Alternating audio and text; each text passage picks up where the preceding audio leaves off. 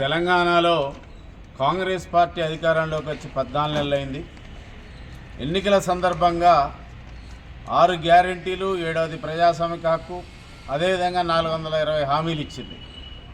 14 నెలల కాలంలో మహిళలకు ఉచిత రవాణా ప్రయాణం తప్ప మిగతా ఏ డిమాండ్లను, ఏ హామీలను కూడా అమలు చేయలేదు. ప్రధానంగా మహిళలకు మహాలక్ష్మి పథకం 2500 నెలకి ఇస్తామన్నారు.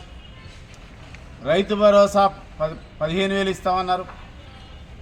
అదేవిధంగా 2 లక్షల రుణమాఫీ, చేయూత పథకం 4,000 రూపాయలు.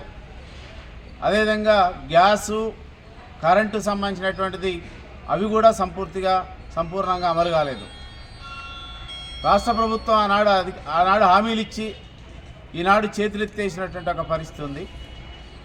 కనుకనే మేము కోరేటువంటిది, మీరు ప్రధానంగా రైతాంగానికి ఒక కారు రైతు భరోసా ఎగ్గొట్టారు. మీరు గత ప్రభుత్వం 10,000 ఇచ్చింది, 15,000 ఇస్తా అని చెప్పారు.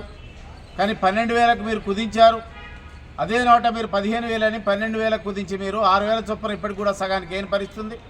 2 లక్షల లోపు వాళ్ళకి నాటి కూడా అందరికి కూడా రుణమాఫీ కాలేదు.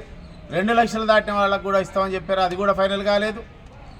అదేవిధంగా ఈ హామీలతో పాటు మీరు ప్రజాస్వామిక హక్కుగా, 7వ హక్కుగా, మీరు 7వ గ్యారంటీగా ఈ రాష్ట్రంలో ప్రజల ప్రజాస్వామిక హక్కులను కాపాడతామని చెప్పారు.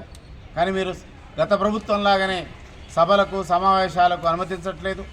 ముఖ్యమంత్రులు, మంత్రులు జిల్లాల పర్యటన చేసినప్పుడు వాళ్ళందరినీ కూడా ప్రతిపక్ష పార్టీలని ప్రశ్నించే గొంతులు మీరు అరెస్ట్ చేసి అందరినీ కూడా పోలీస్ స్టేషన్లో కూర్చోబెడుతున్న పరిస్థితి ఉంది.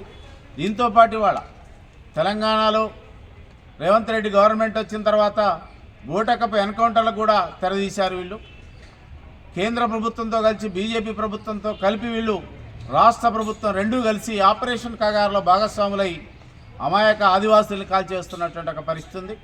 కనుక ఈ సమస్యల్ని ప్రజలకు మీరు ఇచ్చినటువంటి వాగ్దానాలను అమలు చేయాలని, అదేవిధంగా బూటకపు ఎన్కౌంటర్లు ఆపాలని, తక్షణం రైతులకు సంబంధించినటువంటి వడ్డీ రుణమాఫీ వెంటనే చేయాలని ఈ డిమాండ్ల మీద సిపిఎంఎల్ డెమోక్రసీ పార్టీ ఫిబ్రవరి 20 తారీఖున చలో హైదరాబాద్ కార్యక్రమాన్ని చేపట్టింది. ఈ కార్యక్రమంలో రైతాంగం, ప్రజలు, అన్ని వర్గాల ప్రజలు పాల్గొనాలని విజ్ఞప్తి చేస్తా ఉన్నాం.